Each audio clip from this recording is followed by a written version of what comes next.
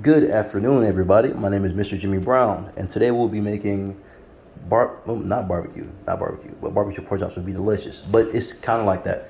We'll be making brown sugar pork chops, and that is it. Happy for you guys to be here.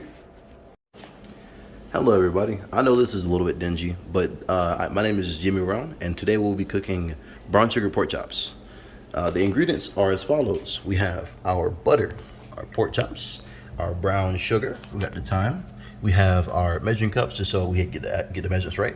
We have our salt, extra virgin olive oil, black pepper, paprika, red pepper, and a partial clove of garlic. I needed more garlic, but I don't like garlic flavor, so I decided to go with less since it won't be as prevalent. So first, we will preheat the oven to 400 degrees. Goes this way like so. 400 right there. And then we will take the pork chops out and we'll pat them dry on this little area over here. So the next step that we'll be taking is we will be putting salt and pepper onto the pork chops. This is the post salt and pepper step. What I did is less salt, more pepper. That's what I like to say. If you ain't seasoned, then it ain't seasoned. So next we will move over to the cast iron skillet. We will heat it up to about medium heat. About right. Well, medium would be 5, wouldn't it? Yeah. So about 5 right there. So to medium heat, and then we will put our extra virgin olive oil in the pan.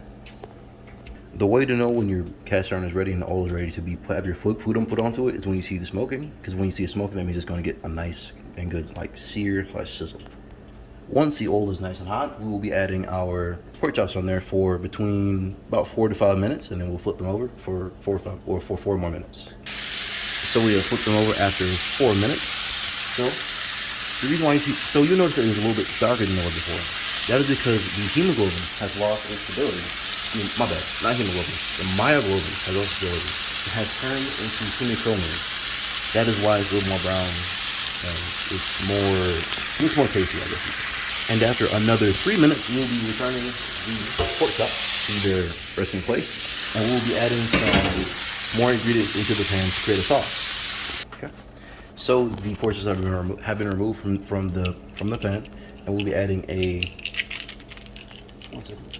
We'll be adding 4 tablespoons of butter, white, because it's cheaper, and I'll see you back in a minute. It would have been more accurate to say about a half a stick of butter rather than 4 tablespoons, but it is okay. All we're doing is waiting until it melts. Then we'll add our spice mixture. It consists of It consists of a cup of brown sugar, a tablespoon of paprika, a tablespoon of red pepper, and a half tablespoon of dried thyme.